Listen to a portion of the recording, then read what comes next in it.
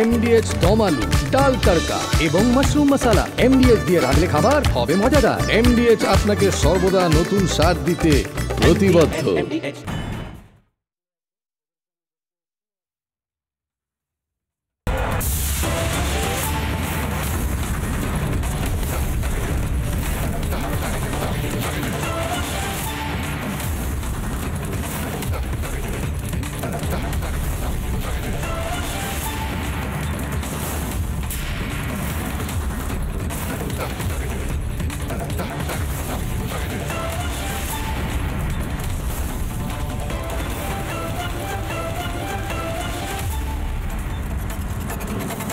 নমস্কার, জবাবসায় বাংলাতে আমি ময়ূক রঞ্জন ঘোষ। প্রধানমন্ত্রী নরেন্দ্র মোদী খুব গুরুত্বপূর্ণ একটা আবেদন করেছেন দেশবাসীর কাছে। প্রধানমন্ত্রী নরেন্দ্র মোদী কি বলেছেন?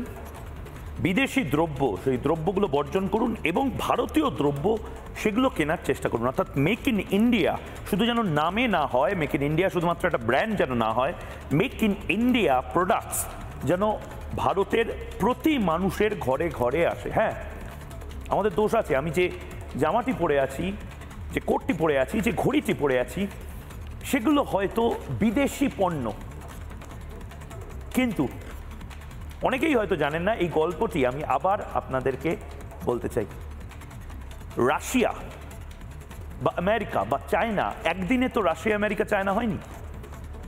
আমার হাতে যে ঘড়িটি আছে, সেই ঘড়িটির আমি ব্র্যান্ড নেম বলছি না, কিন্তু এই ঘড়িটি, এই ঘড়ি জিনিসটি, সেটি এক অদ্ভুত বিস্ময়কর জিনিস। অর্থাৎ যে ঘড়িটি আমি পরে রয়েছি, অর্থাৎ স্মার্ট ওয়াচ নয়, মেকানিক্যাল ওয়াচ, সেই অ্যানালগ বা মেকানিক্যাল যে ঘড়ি, সেই ঘড়িটি আসলে একটা ছোট্ট খাট্ট ইঞ্জিন। এখন অবধি সমস্ত দেশ ঘড়ির এই ইঞ্জিন বানাতে পারে না। বলা হয় যে কোনো দেশ যদি এই ঘড়ির ইঞ্জিন বানাতে পারে নিজে থেকে, দেশীয় পদ্ধতিতে, তাহলে সে এরোপ্লেনের ইঞ্জিন বানাতে পারবে, জেটের ইঞ্জিন বানাতে পারবে, গাড়িরও ইঞ্জিন বানাতে পারবে। ইন্দিরা গান্ধী শুধুমাত্র ৭১-এর যুদ্ধ নয়, ভারতে দেশের ঘড়ি আবিষ্কারের ক্ষেত্রেও, অনেকে হয়তো জানেন না, দেশের ঘড়ি আবিষ্কারের ক্ষেত্রেও একটা গুরুত্বপূর্ণ ভূমিকা পালন করেছিলেন। পাকিস্তান বা বাংলাদেশ আজও নিজেদের ঘড়ি নিজেরা নিজেদের ইঞ্জিন সহ বানাতে পারে না। আমাদের দেশে প্রথম, আমি সেই ঘড়ি কোম্পানির নাম বলতে চাই না, আমাদের বাবা বা ঠাকুরদাদের হাতে সেই কোম্পানিরই ঘড়ি থাকতো। সেটা আমরা রাশিয়ার সাথে, সোভিয়েত রাশিয়ার সাথে আমরা বন্ধুত্বপূর্ণ একটি সম্পর্ক স্থাপন করে ঘড়ি বানানোর পদ্ধতি ভারতবর্ষ জানি, এবং তারপর আমরা গর্বের সাথে বলি আমরা ঘড়ি যেরকম বানাতে পারি, ঘড়ি বানানো মানে একটা নতুন দরজা খুলে যাওয়া। যে ঘড়ি বানাতে পারে, যে ঘড়ির ইঞ্জিন বানাতে পারে, সে এরোপ্লেনের ইঞ্জিন বানাতে পারে, সে মিসাইলের ইঞ্জিন বানাতে পারে, সে রকেটের ইঞ্জিন বা গাড়ির বা ছোট্ট কোনো বাইকের ইঞ্জিনও বানাতে পারে।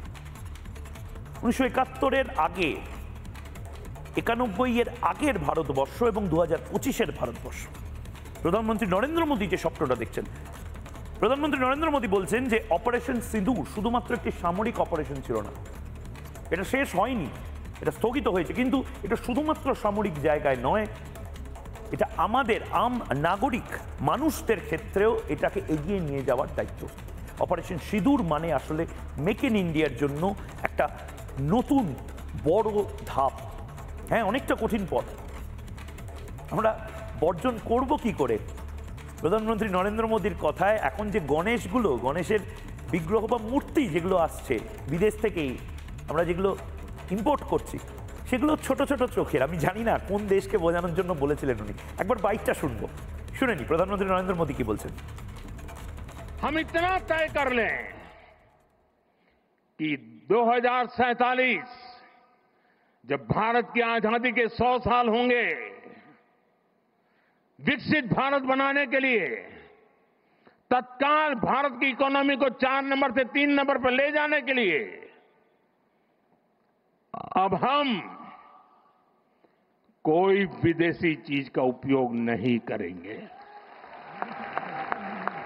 हम गांव-गांव व्यापारियों को शपथ दिलवाएं, व्यापारियों को कितना ही मुनाफा क्यों ना हो, आप विदेशी माल नहीं बेचोगे। लेकिन दुर्भाग्य देखिए, गणेश जी भी विदेश से आ जाते हैं। छोटी आंख वाले गणेश जी आएंगे। गणेश जी की आंख भी नहीं खुल रही है। होली होली रंग छिड़कना है, बोले विदेशी। हमें पता था, आप भी अपने घर जाकर के सूची बनाना। सचमुच में ऑपरेशन सिंदूर के लिए एक नागरिक के नाते मुझे एक काम करना है। आप घर में जाकर सूची बनाइए कि आपके घर में 24 घंटे में सुबह से दूसरे दिन सुबह तक कितनी विदेशी चीजों का उपयोग होता है। আপনারা কমেন্ট করুন এবং কমেন্ট করে জানান প্রধানমন্ত্রী নরেন্দ্র মোদী ছোট চোখের গণেশ কারা আমাদেরকে বিক্রি করছে সেটা বলার চেষ্টা করছে। কিন্তু হ্যাঁ, এটা ঠিক যে কিছু কিছু দেশের দাদাগিরি বন্ধ করার এবার বোধহয় সময় এসেছে। আবারও বলছি, লড়াইটা কঠিন এবং সেই লড়াইতে লুব্রিকেন্ট বা ইঞ্জিন অয়েল হিসেবে কাজ করবে রাষ্ট্রবাদ। একটা গর্বিত, একটা অত্যন্ত জেদি জাতি বা একটা দেশই পারে নিজেদের স্বয়ং সম্পূর্ণ হিসেবে প্রতিষ্ঠিত করতে। একটা দেশ, যে দেশটা জেদি, যে দেশটা চাইছে যে হ্যাঁ আমাদের হয়তো সাময়িক ক্ষতি হবে। রাম মন্দিরের সময় স্লোগান উঠেছিল না, নুন রোটি খাएंगे पर मंदिर वही बनाएंगे, आधा पेट रहेंगे पर मंदिर वही बनाएंगे। ঠিক সেভাবেই পাকিস্তানকে ধ্বংস করার জন্য আমরা দেখেছিলাম যে যে হিরিকটা উঠেছিল, নুন রোটি খাएंगे पर मिसाइल वही गिराएंगे। ঠিক সেরকম বোধহয় ভারতবর্ষের এই মুহূর্তে একটা জেদের প্রয়োজন, যেখানে ভারতবাসীরা বলবে যে হ্যাঁ ঠিক আছে, আমাদের স্বাধীনতার সময় যেটা হয়েছিল, বিদেশি পণ্য ভালো, দরকার নেই, একটু কম ভালো, একটু খারাপ পণ্য সেগুলো ব্যবহার করবো, কিন্তু সেগুলো দেশীয় পণ্য হতে হবে। মেক ইন চায়না বা মেক ইন ইউএসএ প্রোডাক্টস দারুণ ভালো, কিন্তু মেক ইন ইন্ডিয়া প্রোডাক্ট যাতে সেগুলো হয় তার জন্য চাপ দিতে হবে। ডোনাল্ড ট্রাম্প এই চাপটাই অনুভব করছেন। ডোনাল্ড ট্রাম্প তিনি বুঝতে পারছেন যে যে টাকাতে উনি অ্যাপেলের প্রোডাক্টটি আমেরিকাতে বিক্রি করার জন্য বা তৈরি করার জন্য বলছেন, তাতে অ্যাপেল দমবন্ধ হয়ে আসবে তার। যদি 100 টাকায় অ্যাপেল কোম্পানি নিজের ফোনটি ইউএসএতে তৈরি করে, 5 টাকায় তাইওয়ান বা ভারতে তৈরি করতে পারে, এবং সে কারণে ভারতে তৈরি করার জন্য অ্যাপেল এত উৎসাহী। অ্যাপেল কি আমাদের ভালোবাসে বেশি? আমরা কি বেশি করে ফোন ব্যবহার করি বলে এত বড় একটা আমেরিকান কোম্পানি আছে? না, প্লেন ব্যবসা। আমাদের ছেলেমেয়েরা যে সস্তায় ভালো প্রোডাক্ট দিতে পারে, এইটাকে আরও বেশি করে ভারতীয়রা ব্যবসা করবে, বাঙালি ব্যবসা করবে, এটা আরও বেশি করে ছড়িয়ে দিতে হবে। কেন সমস্ত সেমিকন্ডাক্টর প্লান্ট তাইওয়ান বা সিঙ্গাপুরে থাকবে? কেন আমাদের ভারতে আসবে না? কেন মগরাহাট বা ভাঙড়ে হবে না? একটা এসেছে, আরও 5টা আসুক। কেন আমরা এই গার্মেন্ট হাবের নামে এই বাংলাদেশের দাদাগিরি সহ্য করব? আমাদের মুর্শিদাবাদ মালদার ভাইরা কি কিছু কম? মাছ এক্সপোর্টে কেন আমরা বাংলাদেশের দিকে হাপিত্তেশ করে বসে থাকবো? কখন ওরা ইলিশ পাঠাবে? আমাদের ডায়মন্ড হারবারের মাছ নেই? আমাদের গুজরাটে ইলিশ হয় না? আমরা কেন সারা পৃথিবীতে ফিশ এক্সপোর্ট বা ইম্পোর্টে 1 নম্বর হব না? মেক ইন ইন্ডিয়ার এই স্বপ্নটা, আমি আবারও বলছি, হয়তো অনেকে চ্যানেল ঘুরিয়ে দেবেন, হয়তো তাদের বোরিং লাগতে পারে, কিন্তু কারোকে তো এই দায়িত্বটা নিতে হবে প্রাইম টাইমে। যেভাবে আমরা বিদেশি ওই মিনমিনে মিডিয়া যারা ভারতবর্ষকে তছনছ করতে চায় তাদের বিরুদ্ধে রুখে দাঁড়িয়েছিলাম, যেভাবে আমরা ন্যাশনালিস্ট কালেকটিভ তৈরি করেছি, ঠিক সেভাবেই আজ জবাব চায় বাংলাতে এই শপথ করার এপিসোড, যেখানে আমরা বারবার বলছি যে স্বাধীনতার সময় আমরা এভাবে সুযোগ পাইনি, কিন্তু 2025 সালে এই সুযোগটা পাচ্ছি। দেশীয় পণ্য ব্যবহার এবং বিদেশি পণ্য বর্জনের এক ঐতিহাসিক মুহূর্তে একটা প্রতিবেদন, তারপরে আসছি আমি অতিথিদের কাছে।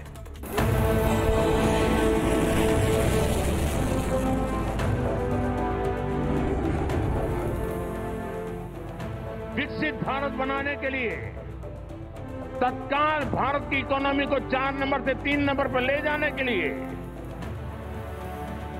अब हम कोई विदेशी चीज का उपयोग नहीं करेंगे। সম্প্রতি জাপানকে পেছনে ফেলে বিশ্বের 4র্থ বৃহত্তম অর্থনীতির স্থান দখল করেছে ভারত। এবার লক্ষ্য 3য় স্থান। কিন্তু তৃতীয় স্থানে আসতে সবার আগে প্রয়োজন ভারতীয় পণ্যকে বিদেশি বাজারে বেশি করে বিক্রি করা, আমদানি কমিয়ে রফতানি বাড়ানো। কিন্তু তার জন্য সবার আগে যেটা করতে হবে তা হলো দেশের বাজারে দেশীয় পণ্য বিক্রিতে জোর কমাতে হবে, বিদেশি পণ্যের ওপর নির্ভরতা। अब हम कोई विदेशी चीज का उपयोग नहीं करेंगे। हम गांव-गांव व्यापारियों को शपथ दिलवाएं, व्यापारियों को कितना ही मुनाफा क्यों न हो, आप विदेशी माल नहीं बेचोगे। এপ্রিল মাসেই রেসিপ্রোকাল ট্যারিফ বা পারস্পরিক শুল্ক ঘোষণা করেছেন মার্কিন প্রেসিডেন্ট ডোনাল্ড ট্রাম্প। যদিও আন্তর্জাতিক চাপে 3 মাসের জন্য সেই শুল্ক স্থগিত রয়েছে, কিন্তু মার্কিন বাজারে শুল্ক বৃদ্ধির ফলে সে দেশের যথেষ্ট ধাক্কা খাবে ভারতীয় পণ্য। আমেরিকার বাজারে দমবন্ধকর পরিস্থিতির জন্য এবার বেশ কিছু মার্কিন সংস্থাও ভারতে তাদের পণ্য নির্মাণে উৎসাহ দেখাচ্ছে। ঠিক যেমন বিশ্বের প্রায় সব বড় সংস্থাই আজ চীন তাইওয়ানে তাদের পণ্য নির্মাণ করছে। তাতে নির্মাণ খরচ কমছে এবং সেই দেশে সস্তাতেও মিলছে নামি দামি পণ্যগুলি। বিশ্ববাজারে আমেরিকা চীনের দাদাগিরি আর কতদিন চলবে?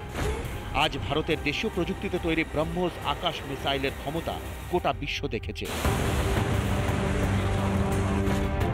তাহলে মোবাইল, ঘড়ি, টেলিভিশন, কম্পিউটার, খেলনা, এমনকি মাঞ্জা সুতোতেও কেন মেড ইন ইন্ডিয়া লেখা থাকবে না?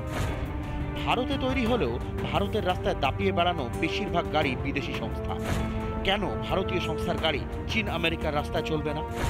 ভারতকে তৃতীয় অর্থনৈতিক করে তুলতে এখনো কি সময় আসেনি বিদেশি পণ্য বর্জন করে দেশীয় পণ্য ব্যবহারের? রিপাবলিক বাংলা। যারা এই মুহূর্তে রয়েছেন আমার সাথে, তাদের সাথে আলাপ করে দিই। বিমল শঙ্কর নন্দ বিজেপি মুখপাত্র রয়েছেন মানস ভট্টাচার্য লেখক, অরিত্র দত্তমণি অভিনেতা রয়েছেন, সুদীপ্ত গুহ প্রযুক্তিবিদ রয়েছেন। আমি প্রত্যেকের কাছে আসবো। আমি প্রথমে অরিত্রর কাছে আসতে চাই। অরিত্র, আবারও বলছি, মানে সোশ্যাল মিডিয়াতেই হয়তো অনেকে বলতে শুরু করবেন ময়ূকদার এই গোর্খা রেজিমেন্টের ব্যাচ, কোট পেন যেটাকে বলা হয়, সেটাই হয়তো এসেছে চায়না থেকে। আমি যে কোটটা পরছি সেটা হয়তো আমেরিকান, আমি যে ঘড়িটা পরছি সেটা হয়তো সুইজারল্যান্ডের, আমি যে জামাটা পরছি সেটা হয়তো বাংলাদেশ থেকে এসেছে। কিন্তু এটাই তো চেঞ্জ করতে হবে অরিত্র। এই ঘড়িগুলো আমরা ভারতবর্ষে বানাচ্ছি, আমার মোবাইল ফোনটা হয়তো বিদেশি মোবাইল ফোন, কিন্তু মেক ইন ইন্ডিয়া। হয়তো এই ব্যাচটা এটা অনেক কম টাকায় গোরখপুরে বানানো যায়। হয়তো আমি যে চশমাটা পরছি সেই চশমাটা ভাঙড়ে তৈরি হতে পারে, বউবাজারে তৈরি হতে পারে। একটা স্বপ্ন আমরা দেখছি অরিত্র, প্রধানমন্ত্রী নরেন্দ্র মোদী সেই স্বপ্নটা দেখাচ্ছেন। এবং আমার মনে হয় এই ক্যাম্পেইনটা আজ রিপাবলিক বাংলা থেকে শুরু হওয়া উচিত যে হ্যাঁ, বিদেশি পণ্য আমরা যতটা পারবো বর্জন করব, দেশীয় পণ্য অর্থাৎ মেক ইন ইন্ডিয়া প্রোডাক্টস সেগুলো বেশি করে আমরা নেব, কিনবো বা ম্যানুফ্যাকচার নিজেরা করবো। অরিত্র, দেখুন, ভারতবর্ষের স্বরাষ্ট্রমন্ত্রী শ্রী অমিত শাহ আজ থেকে প্রায় আনুমানিক 10 বছর আগে যখন এই ক্যাম্পেইনটা শুরু হয় মেক ইন ইন্ডিয়া, তখন তিনি সরাসরি যে রেফারেন্সটা নিয়েছিলেন সেটা মহাত্মা গান্ধী, যে পূর্ণ স্বরাজের কথা বলা হচ্ছে। পূর্ণ স্বরাজ মানে আমার নিজস্ব সেলফ সাফিসিয়েন্সি, আমি স্বয়ং সম্পূর্ণ হব। স্বাধীনতার প্রায় 7-8 দশক পার হয়ে যাওয়ার পরেও ভারতবর্ষ কিন্তু জাতি হিসাবে স্বয়ংসম্পূর্ণ হতে পারেনি। সেটা যে কোনো কারণেই হোক, অর্থনৈতিক, সামাজিক, রাজনীতিক বিভিন্ন কারণে আমরা স্বয়ংসম্পূর্ণ নই। সকাল থেকে ঘুম থেকে ওঠা থেকে রাত্রে ঘুমোতে যাওয়া পর্যন্ত বিভিন্ন কারণে বিভিন্ন বিষয়ের ওপরে আমাদের কিন্তু নির্ভর করে থাকতে হয় বিভিন্ন দেশের ওপর কিংবা বিভিন্ন দেশ থেকে আসা প্রোডাক্ট বা সার্ভিসের উপরে। এবার এই যে মেক ইন ইন্ডিয়া বা আত্মনির্ভর ভারত, এই কথাটার পেছনে রাজনীতি যা থাকে বা না থাকুক, আমি একটা পলিসি লেভেল খুব ইন্টারেস্টিং আন্ডারস্ট্যান্ডিং আছে যেটা নরেন্দ্র মোদী বারবার বলার চেষ্টা করেন, যে minimum government maximum governance, minimum government maximum governance, মানে এই যে লাইসেন্স রাজ, এই যে ইজ অফ ডুইং বিজনেস, মানে একটা বাণিজ্য করবার মতো সুস্থ স্বাভাবিক পরিবেশ ভারতবর্ষে তৈরি করা। এই মেক ইন ইন্ডিয়া ক্যাম্পেইনটা শুরু হওয়ার পরে আমরা অনেক কিছু ইম্পর্ট্যান্ট জিনিসপত্র পেয়েছি। আমরা জিডিপিতে রাইজ দেখেছি, আমরা ফরেন ডিরেক্ট ইনভেস্টমেন্টে 2004 থেকে 14 পর্যন্ত যে অবস্থা ছিল, 2014 থেকে 24-এ আনুমানিক 119% ফরেন ডিরেক্ট ইনভেস্টমেন্ট বেড়েছে। আমরা সার্ভিস সেক্টর এবং যে জায়গাটা দীর্ঘ বছর ধরে আমরা একেবারে ইগনোর করে আসছিলাম, micro small and medium enterprises, MSME sector, সেই জায়গায় ম্যাসিভ একটা বুম তৈরি হয়েছে।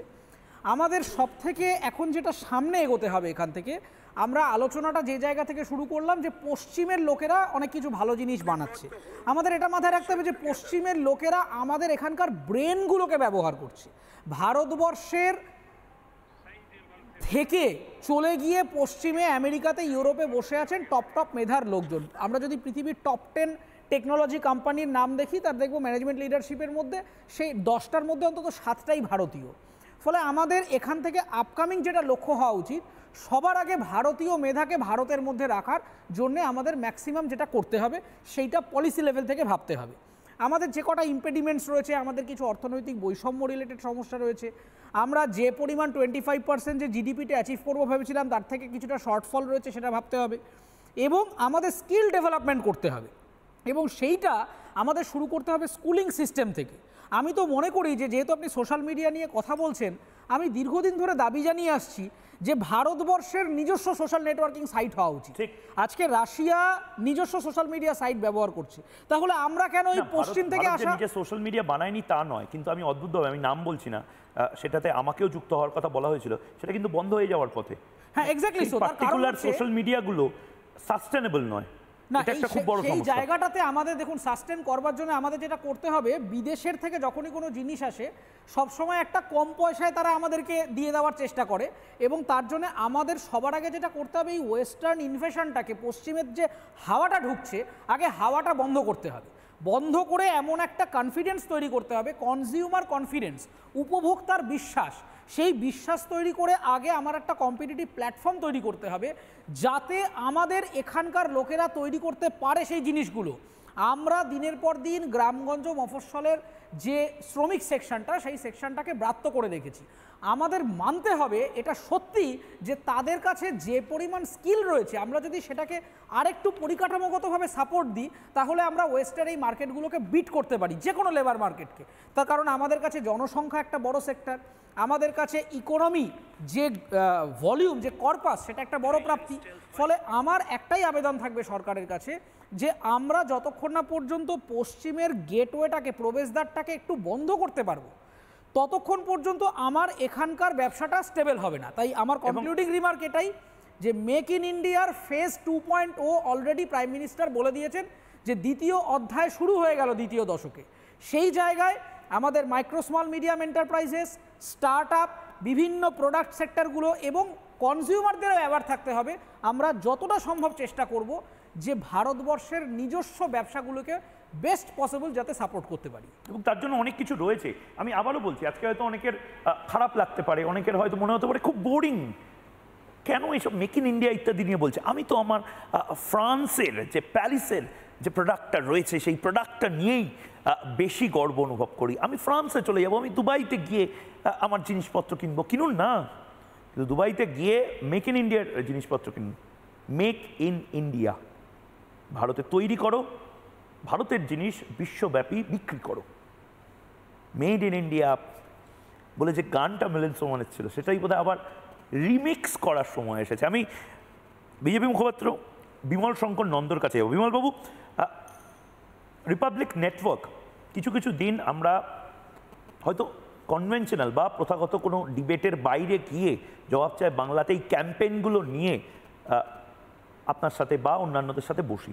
তার কারণ আমার ব্যক্তিগতভাবে মনে হয় বাংলায় বা ভারতের রিপাবলিক নেটওয়ার্ক ছাড়া অন্য কোনো নেটওয়ার্ক এই ক্যাম্পেইনগুলোকে পুশ করার চেষ্টাটা করবে না। এবং আমরা খুব বেশি করে চাই মেক ইন ইন্ডিয়া একটা মুভমেন্টে পরিণত হোক। স্বাধীনতার পরে প্রধানমন্ত্রী নরেন্দ্র মোদী এরকম একটি আন্দোলনের কথা বলছেন যে আন্দোলনটা ঘরে ঘরে হতে পারে। হ্যাঁ, আমরা কোনো বিদেশি প্রোডাক্ট বা পণ্য জ্বালিয়ে দিচ্ছি না, যেভাবে স্বাধীনতা 1945-46 সালে হয়েছিল। আমরা শুধুমাত্র এইটুকু বলছি যে আমরা বিদেশি পণ্য বর্জন করব এবং দেশীয় পণ্য ব্যবহার করব। আমরা বিদেশে, স্পেশালি টার্কি বা আজারবাইজানের মতন দেশ, একটু ছুটি কাটানো বন্ধ করব। আমরা আমাদের লাক্ষাদ্বীপ বা আন্দামানে ঘুরতে যাব বেশি করে, এটুকুই তো পাওয়া। এই ক্যাম্পেইনটায় বাংলা রিয়্যাক্ট করবে না? আচ্ছা ময়ূক, আমি একটা কথা বলি। আমি এই যে ঘড়িটা পরেছি, ঘড়িটা আমার দেশে তৈরি হয়েছে, বিখ্যাত কোম্পানি বানিয়েছে, কিন্তু বিশাল কোনো দাম টাম নয় আর কি। তো এই যে ঠিক টাইম দেয়, আর যদি সুইজারল্যান্ডে একটা ঘড়ি আসে সে তো একই টাইমটাই দেবে, আমি বুঝে উঠতে পারি না যে আমি ওটা কিনবো কেন। আজ অবধি আমার মাথায় ঘোরে না, আসে না এটা। আমি এই গরমের সময় এই তোমাদের চ্যানেলে যে প্রোগ্রামগুলো করি, যে জামাগুলো পরি, এটা আজকের পাঞ্জাবিটা অবশ্য নয়, কিন্তু জামাগুলো সব ধর্মতলায় যে সরকারের খাদির দোকান, ওখান থেকে কিনে আমি বানাই। সেইটা পরে যে কমফোর্টটা আমি পাই, অন্য কোনো প্রোডাক্টে আমি কমফোর্টটা পাই না। ফলে আমার দেশের জিনিস যদি আমাকে এই কমফোর্টটা দেয়, আমি বাইরের জিনিস পরবো কেন? আমি ছোটবেলা থেকে আমার বাবাকে দেখেছি ধুতির সঙ্গে তিনি খাদির জামা পরতেন। ওই হেমন্ত মুখোপাধ্যায় যেরকম শার্ট পরতেন, তলাটা পাঞ্জাবির মতো, ওপরটা জামার মতো একটা অদ্ভুত টাইপের পাঞ্জাবি পরতেন, অনেকেই আগেকার লোকেরা ওটা পরতো। উনি বরাবর ওই খাদির জিনিস ছাড়া আর কিছু পরতেন না, এটাই তার ছিল ট্রেডমার্ক। তো আমি কলকাতায় আসার পর যখন খাদির দোকানে দেখলাম যে আমি একটু রঙিন জামা পরতে পছন্দ করি, দেখলাম আস্তে আস্তে খাদি সেই প্রোডাক্টগুলো আনছে, আমি সেগুলোই কিনলাম। আমি বলি যে 1905 সালে যে বঙ্গভঙ্গ আন্দোলনের পরবর্তী যেটা ফেজ ছিল, সেটা হচ্ছে স্বদেশী আন্দোলন। কেন হয়েছিল? কারণ যারা আন্দোলনটা করেছিলেন তারা বুঝেছিলেন যে ব্রিটিশের এই কোমরটানা ভেঙে দিতে পারলে ব্রিটিশকে এখান থেকে তাড়ানো যাবে না। ফলে আমাদের তো সেই ঐতিহ্য রয়েছে এবং এই বাংলাতেই সেই ঐতিহ্য চালু হয়েছে। আমার কথা, যখন মেক ইন ইন্ডিয়া চালু হলো 2014 সালে মাননীয় প্রধানমন্ত্রী তিনি তার 4টা পিলারের কথা বলেছিলেন। একটা হচ্ছে নিউ প্রসেসেস, নতুন প্রক্রিয়া করতে হবে, নিউ ইনফ্রাস্ট্রাকচার, নতুন পরিকাঠামো, নিউ সেক্টর, নতুন ক্ষেত্র, last one is the most important, সেটা হচ্ছে নিউ মাইন্ডসেট। আমার মানসিকতাটা বদলাতে হবে, আমার দেশের জিনিস আমি কিনবো। এই মানসিকতাই কিন্তু আমার দেশকে বদলে দিতে পারে। এবং কিভাবে বদলায় আমি একটা উদাহরণ দিচ্ছি ময়ূক। খাদির বিক্রি 2014-15 সালে এই সরকার, কেন্দ্রীয় সরকার নরেন্দ্র মোদীর নেতৃত্বে ক্ষমতায় যখন এসেছিল, তার টোটাল প্রোডাক্টের বিক্রি ছিল 31,000 কোটি।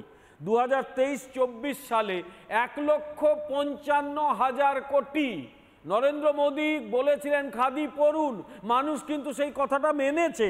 শুধু খাদি কাপড়ের, সেটাও খুব ফেমাস হয়েছে। বলছি আমি শুধু খাদি কাপড়, মোদি জ্যাকেট, খাদি বহু জিনিস রয়েছে, খাদি কাপড়ের বিক্রি কিন্তু বেড়েছে 6 গুণ।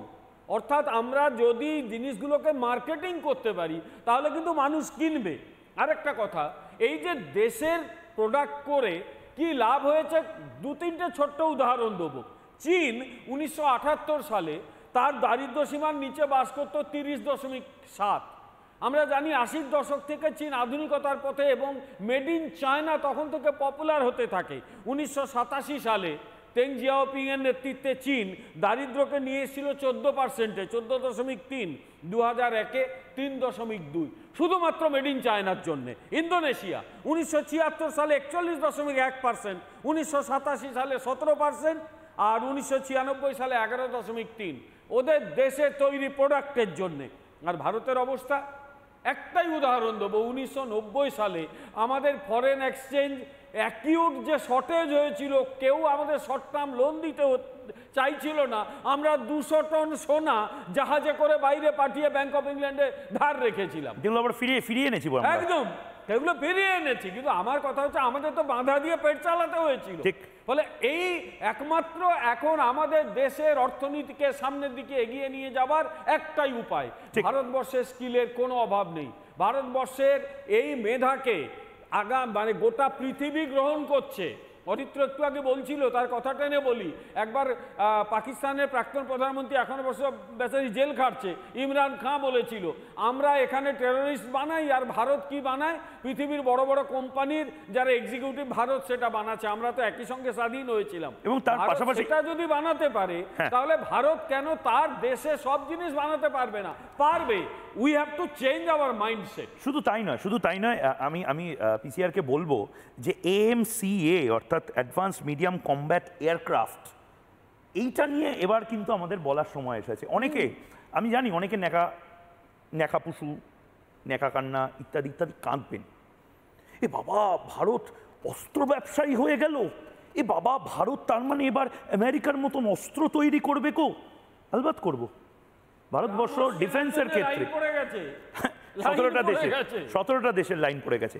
ভারত অ্যাডভান্স এয়ারক্রাফট শুধু নয়, এই ব্রাহ্মোস মিসাইল, সে ব্রাহ্মোস মিসাইলের যে ব্যবসা, সে এ ব্যবসা কেন করবে না? আমরা সাকসেসফুলি টেস্ট করেছি পাকিস্তানে, পাকিস্তানের এয়ারবেসগুলো উড়িয়ে দিয়েছি। ভাবুন, একটা নিউক্লিয়ার পাওয়ার কান্ট্রি, তার এয়ারবেস উড়িয়ে দিচ্ছি। আমাদের যে প্রোডাক্ট, দেশে তৈরি প্রোডাক্ট, আমাদের কেউ চোখ রাঙাতে পারবে না। এই আমেরিকার থেকে কেউ একজন দাদা এসে বললো, এই তুমি এটা ব্যবহার কেন করছো? রাশিয়া বললো, চায়না বললো, না, আমাদের মিসাইল আমরা কোন দিকে ছুটবো সেটা আমরা ঠিক করব। ব্রাহ্মসের বড় সুন্দর মনোরম সে দৃশ্য, আরেকবার দেখি ব্রাহ্মসের সেই ক্লিপিংসগুলো দেখি। এই মুহূর্তে ব্রাহ্মসের যে ছবিগুলো আপনারা দেখছেন, সেই ছবিগুলো আমরা অপারেশন সিঁদুরের সময় বা সিন্দুরের সময় দেখেছি। শুধু ব্রাহ্মস নয়, এর পাশাপাশি ভারতে তৈরি যে ড্রোন এবং তার পাশাপাশি ডিফেন্স সিস্টেম, এই ডিফেন্স সিস্টেম, ড্রোন, মিসাইল, এই সমস্ত কিছুর একটা বাজার ভারত নিজে তৈরি করেছে। আমি যদি আবার ইসিআরকে বলি, একবার ফুল ফ্রেমে দেখানোর জন্য, যে 17টা দেশ, আবারও বলছি, যে 17টা দেশ ব্রাহ্মস মিসাইল যেভাবে তৈরি হয়েছে, যেভাবে ইমপ্লিমেন্ট করা হয়েছে, অর্থাৎ যেভাবে পাকিস্তানের ওপর তার টেস্টিংগুলো হয়েছে, সেটা দেখে চমকে উঠেছে বিভিন্ন দেশ। এবং তাদের মধ্যে থেকে 17টা দেশ অলরেডি লাইন দিয়েছে। কোন কোন 17টা দেশ, সেই দেশগুলো নাম আপনারা স্ক্রিনে দেখছেন। মাথায় রাখুন, সেই দেশগুলো যারা ইতিমধ্যে ভারতকে অনুরোধ করেছে, আপনারা ব্রাহ্মস মিসাইল যেগুলো বানিয়েছেন সেটার একটা টেস্টিং দিন। সেই স্ক্রিনে আপনারা সেই দেশগুলোর নাম দেখতে পাচ্ছেন। সেই দেশগুলো নিজেরাও চায় তাদের যে অস্ত্র ভাণ্ডার, সেই অস্ত্র ভাণ্ডারে ব্রাহ্মস মিসাইল থাকুক। এবং ব্রাহ্মস মিসাইল থাকার মানে হলো প্রিসিশন স্ট্রাইক, অর্থাৎ ডিফেন্স সেক্টর, সামরিক ক্ষেত্রেও আমাদের একটা ইনফিরিয়রিটি কমপ্লেক্স আছে, একটা হীনমন্যতা বোধ আমাদের মধ্যে তৈরি করে রাখা হয়েছিল, যে যা কিছু আমেরিকান তাই ভালো, যা কিছু চীনা তাই ভালো, যা কিছু রাশিয়ান তাই ভালো, এমনকি রাজনৈতিকভাবে যা কিছু কিউবার তা ভালো, রাজনৈতিকভাবে যা কিছু ভিয়েতনামের, হনুলুলুর, হন্ডুরাসের সব কিছু ভালো। জিনিস কেমন ভালো পাকিস্তান বুঝে গেছে। রাতকানা চীনা জিনিস কি? রাতকানা ওই এয়ার ডিফেন্স সিস্টেম, চায়নার ভয়ঙ্কর অবস্থায় এটা দেখে আমি ঠিক সেই জায়গাতে সুদীপ্তবাবু এই মুহূর্তে রয়েছেন। সুদীপ্তদা খুব স্পেসিফিক্যালি মেক ইন ইন্ডিয়া, এই স্বপ্নটা আমি জানি টাফ, কিন্তু আমি আমার দর্শকদেরকে অন্তত বলতে পারি, আপনি আপনার ছাত্রদের বলতে পারেন, এবং এটা নিয়ে আমাদের শো করার প্রয়োজন। তার কারণ ডিফেন্স সেক্টর বা সামরিক ক্ষেত্রে ভারত ঠিক কতটা এগিয়েছে, এবং নরেন্দ্র মোদীর এই জমানায় ভারত ঠিক কি রকেট গতিতে এগোচ্ছে সেটা বোঝানোর দরকার আছে। সুদীপ্তদা, আমি সবকটা সেক্টর বলি। উনি যখন 2014-তে ক্ষমতায় এলেন, উনি দেখলেন যে আমরা 1951 সালে আইআইটি তৈরি করেছি, সেখানে ইলেকট্রনিক্স পড়াই, অথচ আমাদের দেশে চিপস তৈরি হয় না, মোবাইল তৈরি হয় না। আমরা কম্পিউটার সায়েন্স পড়াচ্ছি 70 বছর ধরে, আমাদের দেশে কম্পিউটার তৈরি হয় না, কম্পিউটার প্রোডাক্ট তৈরি হয় না, আমরা শুধু সার্ভিস দিয়ে যাচ্ছি। নাম্বার 3, আমরা এখানে ইলেকট্রিক্যাল ইঞ্জিনিয়ারিং পড়াচ্ছি, অথচ আমাদের বয়লারগুলো সব রাশিয়া থেকে, চায়না থেকে আসে। ওই যে বক্রেশ্বরের গন্ডগোল ছিল না, রাজীব গান্ধী জ্যোতি বসু, ওটা রাশিয়া থেকে আসবে না চায়না থেকে আসবে, সেই নিয়ে গন্ডগোল ছিল, আর কোনো ব্যাপার ছিল না। আমরা এখানে মেটালার্জি পড়িয়েছি 70 বছর ধরে, অথচ এখানে সেলের যে মেইন প্রোডাক্টগুলো, যে মেশিনগুলো, সেগুলো আসতো রাশিয়া থেকে। আমরা এখানে ওষুধের এখনো পর্যন্ত, এমনকি এখনো যায়নি ওষুধের বহু ওই যে এমনি যে দ্রব্য, সেগুলো আছে চায়না থেকে। আমরা আমাদের অটোমোবাইল, আমরা বিদেশের উপর নির্ভরশীল। আমরা প্রত্যেকটা জায়গায় বিদেশে 2014-তে উনি দেখেন, এমনকি আমরা যে খাবার তেল খাই, সে এই যে এগ্রিকালচার রিফর্ম এলো কেন, আমরা যে খাবার তেল খাই তার 60% বিদেশ থেকে আসছে। কোনোটা রাশিয়া ইউক্রেন থেকে আসতো, কোনোটা আসতো ইন্দোনেশিয়া থেকে, মালয়েশিয়া থেকে, আর নইলে আপনার ল্যাটিন আমেরিকা থেকে আসতো। এবার ঘটনা হচ্ছে, এখান থেকে উনি চিন্তা করেন যে আমাদের আত্মনির্ভর হতে হবে, এবং তার জন্য প্রত্যেকটা প্রোডাক্ট আমাদের তৈরি করতে হবে। আজকে উনি এই যে 2025-এ যে কনফিডেন্সটা পাচ্ছেন, এটা কেন? গত 10 বছরে কি হয়েছে এটা আমরা সঠিকভাবে মানুষের কাছে বোঝাতে পারিনি। উনি প্রথমে এসে বললেন যে প্রত্যেকটা মানুষের হাতে একটা করে ব্যাংক অ্যাকাউন্ট থাকবে, মানে minimum basic infrastructure, digital infrastructure থাকবে, ডিজিটাল পাবলিক ইনফ্রাস্ট্রাকচার, কিরকম ইউপিআই। আজকে ইউপিআই যদি ভিসা এবং মাস্টার কার্ডকে মার্কেট থেকে হাওয়া করে দিতে পারে, আমাদের যে কোনো প্রোডাক্ট, পৃথিবীর যে কোনো হাইটেক প্রোডাক্টকে একদম মার্কেট থেকে শেষ করে দিতে পারবে, আমার এটা বিশ্বাস। কিন্তু তার জন্য রিসার্চে ইনভেস্ট করতে হবে। এই আইআইটি গুলো তৈরি হয়েছে, বিটেকের ম্যাক্সিমাম ছেলেগুলো মাস্টার্স ডিগ্রি দেয় এবং পিএইচডি কেউ করেই না। এখানে কোনো প্রোডাক্ট তৈরি হয় না। আমি আপনাকে বলি, আমরা এরোস্পেস পড়িয়েছি 70 বছর, আমরা ফ্লাইট আমরা বিদেশ থেকে কিনি, আমরা নেভাল আর্কিটেকচার পড়িয়েছি, অথচ আমরা জাহাজ তৈরি করি না। এই প্রথম মোদিজি ঠিক করলেন যে 1,500 জাহাজ এখানে আমাদের ভারতবর্ষে তৈরি হবে।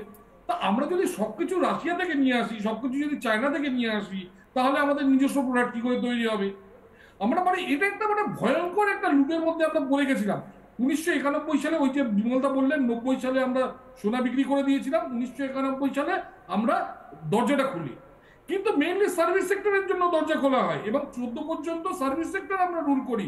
আমরা ম্যানুফ্যাকচারিং এর কোনো রুল করিনি। ম্যানুফ্যাকচারিং আজ পর্যন্ত বহু প্রোডাক্ট আছে যার নাকি পার্টস গুলো আমাদের বিদেশ থেকে আনতে হয়।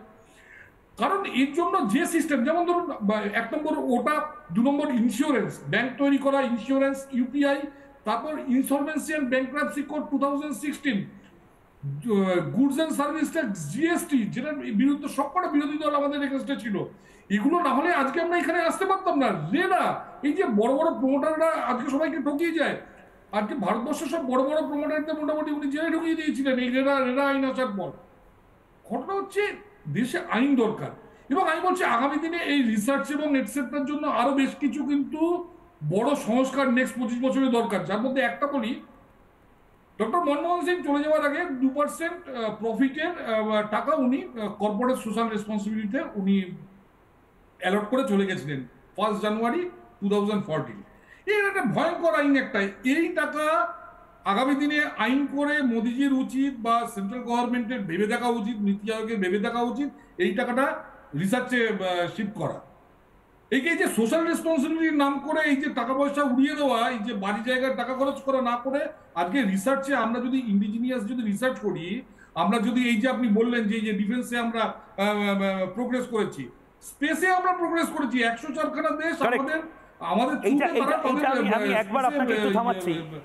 এইটা আমার মাথা থেকেই বেরিয়ে গেছিল যে মহাকাশ বিজ্ঞান এবং স্পেস ইন্ডাস্ট্রি, এটাও যদি আপনি একটু ভেঙে বোঝান। মানে আমরা স্পেসে এই মহাকাশে যে এই দাদাগিরিটা, 2-3টে দেশের দাদাগিরি, এই 2-3টে দেশের দাদাগিরিটা আমরা ভেঙেছি, এবং সে কারণেই বোধহয় ভারত যখন ওই অন্ধকার দিক, চাঁদের যে অন্ধকার দিক, সেখানে ল্যান্ড করলো, তখন আমার মনে আছে, আমি নাম বলছি না, সেই আমেরিকান পেপার বা মিডিয়া, তারা একজন গরিব কৃষক, তার ছবি, তার কার্টুন এঁকে দেখানোর চেষ্টা করলো যে একেবারে প্রান্তিক মানুষ বা একটা দেশ, তারা এখন বড় লোকেদের যে এলিট ক্লাব, সেই এলিট ক্লাবে ঢোকার চেষ্টা করছে। এটাও গোটা পৃথিবীর মানুষের জানা উচিত, ভারতীয়দের জানা উচিত এবং গর্ব করা উচিত যে আমরা এখন শুধুমাত্র সামরিক ক্ষেত্রে নই, আমরা মহাকাশ যে ব্যবসা বা বাণিজ্য, তাতেও এখন লিড করছি। এবং আগামী দিনে এই মহাকাশের এই ব্যবসায় যাব।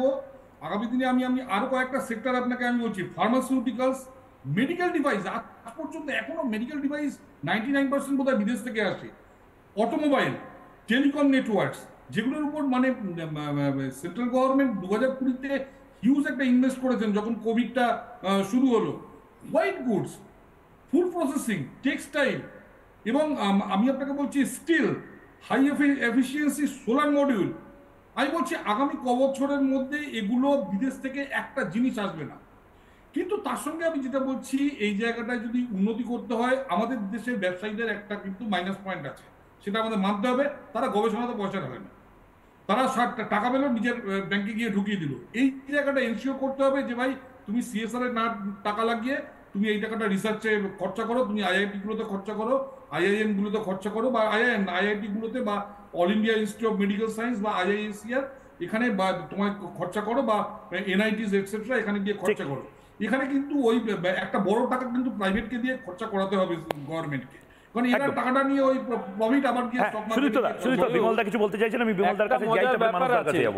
সেটা হচ্ছে আমরা স্যাটেলাইট আকাশে যত টাকায় পাঠাই, একটা হলিউড ফিল্ম বানাতে যা লাগে তার চেয়ে কমে আমরা পাঠাতে পারি। আমরা একসঙ্গে অনেকগুলো স্যাটেলাইট এখন আকাশে পাঠাতে পারছি।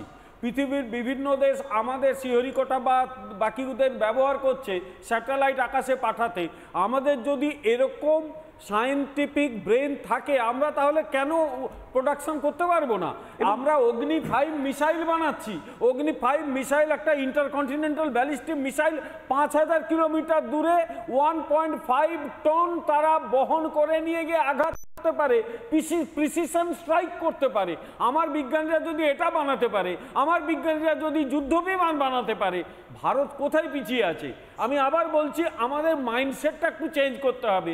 আমার দেশ পারে, আমরা পারি, এইটা যেদিন বুঝতে পারবো, এই যে মাইন্ডসেটের কথা বলা হচ্ছে মেক ইন ইন্ডিয়াতে, সত্যি ভারতবর্ষ কিন্তু এগিয়ে যাবে। ভারতবর্ষের ধারে কাছে কেউ দাঁড়াতে পারবে না। শুধু আমার জাস্ট একটাই অ্যাডিং পয়েন্ট যেটা আমরা মিস করে যাচ্ছি, সাম্প্রতিক সময়ে সবথেকে বড় যে ক্রাইসিসটা পৃথিবী ফেস করেছে সেটা হচ্ছে কোভিড-19।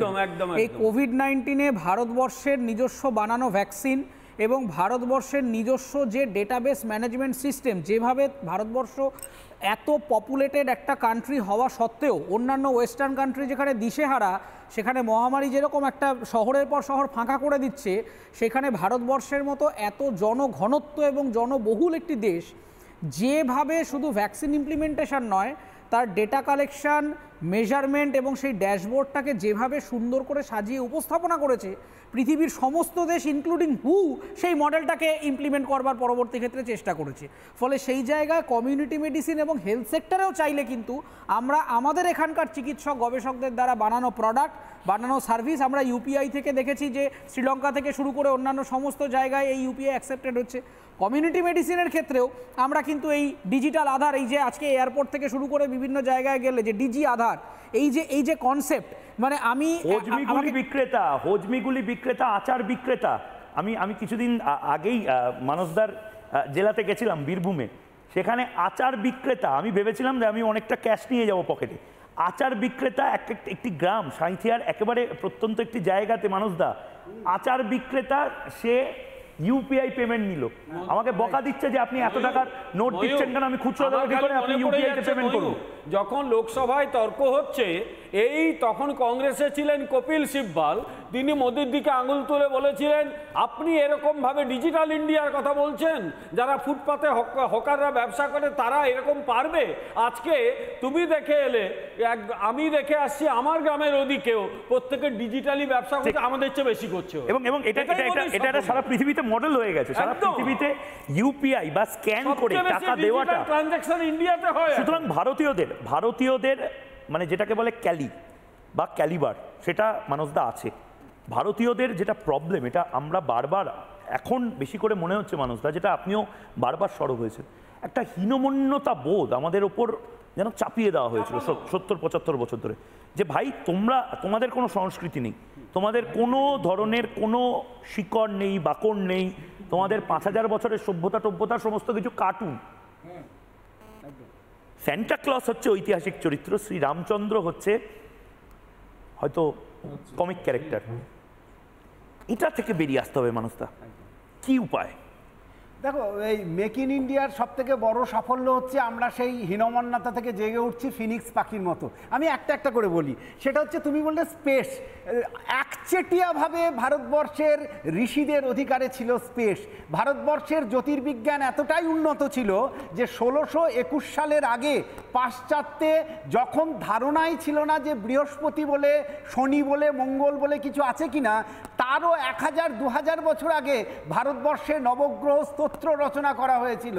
তারও 1000 বছর আগে কুম্ভ মেলা 12 বছর অন্তর হতো বৃহস্পতির ঘূর্ণন অনুসারে। এটা অর্থাৎ স্পেসের একচেটিয়া অধিকার ছিল ভারতবর্ষের।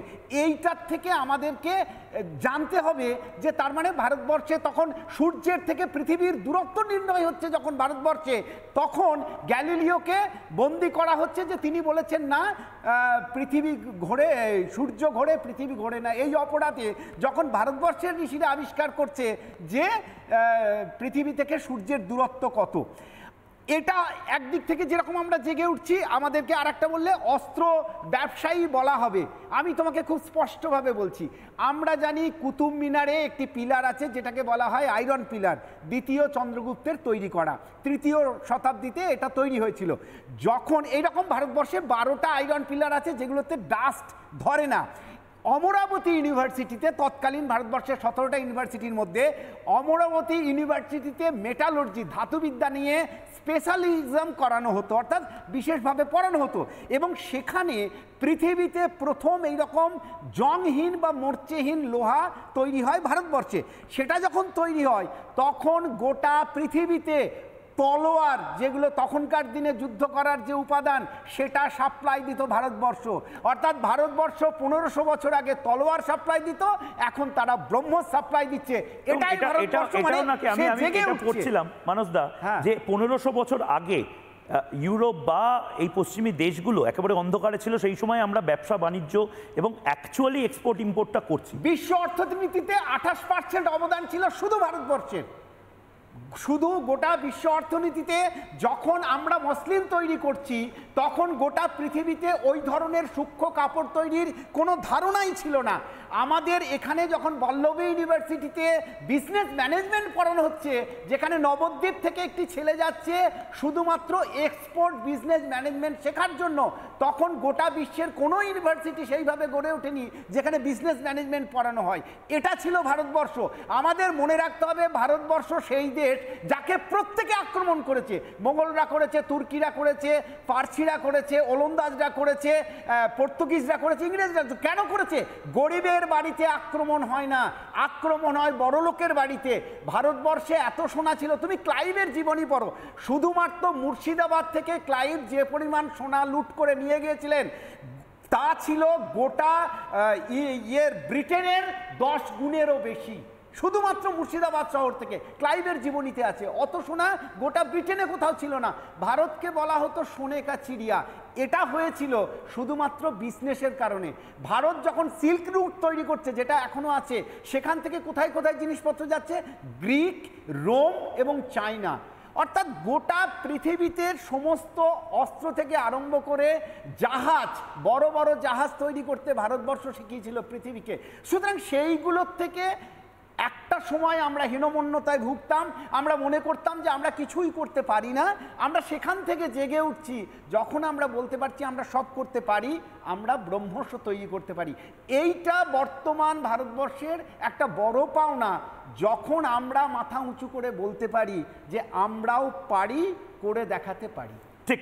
এবং তার পাশাপাশি আমার একদম সময় শেষ, কিন্তু তার আগে, বিরতিতে যাওয়ার আগে একটা জিনিস যেটাও আপনাদের জানা উচিত, এবং এটা নিয়েও আমি প্রমিস করছি আবার আরেকটা জবাব চাই বাংলার এপিসোড করব। রাশিয়ানরা, ভ্লাদিমির পুতিন এটা নিয়ে আলাদা করে বোধহয় বসেছেন বা মিটিং করেছেন, আমি জানি না, কিন্তু S-400টা এটা এসেছিল রাশিয়া থেকে। ইউক্রেনের এগেনস্টে এই S-400 এটা প্রপারলি ব্যবহার করা যায়নি, এয়ার ডিফেন্স সিস্টেমটা। আমরা রাশিয়া থেকে এটা নিয়ে আসি এবং আমাদের সুদর্শন চক্র সেটা আমরা এখানে একটু মডিফাই করি, বা আমরা যেটাকে বলি অ্যাসেম্বল করে আমরা অভূতপূর্বভাবে পাকিস্তানের বিরুদ্ধে এটাকে ব্যবহার করি। এতে রাশিয়া নড়ে চড়ে বসেছে। কেন? আপনারা গ্রাফিক্যালি দেখতে পাচ্ছেন S-400 ওইটা যা অবস্থায় ছিল সেইটাতে আমাদের বিজ্ঞানীরা শুধুমাত্র কাস্টমাইজেশন করেছে, অর্থাৎ আমাদের যারা ইসরোর বিজ্ঞানী এবং ডিআরডিওর যারা রয়েছেন তারা মডার্নাইজ করেছেন, এবং তার পাশাপাশি বেস প্রোডাক্টের সাথে ইন্ডিয়া মেড কাস্টমাইজেশন এটাকে ব্যবহার করেছেন। অর্থাৎ যে লুপহোলসগুলো ছিল সেইটা বারবার করে অঙ্ক কষে কষে তারা দেখেছেন, এবং দেখে যে জায়গাগুলোতে ব্যাকলগ ছিল সেগুলো তারা ঠিক করেছেন। এবার মজার কথা হচ্ছে এই ব্যাকলগগুলো কি, বল না রে আমাদের বন্ধু দেশ রাশিয়া তারা এইটা এবার আমাদের থেকে জানার চেষ্টা করছে, এবং অবশ্যই আমরা দেখাবো বন্ধুকে। কিন্তু বাচ্চাবেলায় যেরকম ওই অঙ্কটা ঠিক করেছে কিনা দেখানোর জন্য একটু লজেন্স নিতাম, এক্ষেত্রেও আমরা একটা সামান্য লাইসেন্সিং ফিস নিচ্ছি। এখান থেকেও আমরা ইনোভেশনের জন্য আমরা চার্জ করছি বিশ্বকে। গর্ব করুন নিজের দেশকে নিয়ে, হীনমন্যতায় ভুগবেন না, কারণ আমরা যদি হীনমন্যতায় ভুগি আর কারা এগোতে পারবে? 140 কোটি মানুষ আমরা, গর্ব সে বলো হাম হিন্দুস্তানি। একটা ছোট্ট বিরতির পর ফিরে আসছে আমি ময়ূক সঙ্গে। স্বাস্থ্য আর নিউট্রিশন পাবে, শরীরও স্ট্রং হবে, অল্প খেলেই পেট ভরে, ডাইজেশন ঠিক রাখে। MDH সোয়াটিন, আসল প্রোটিন।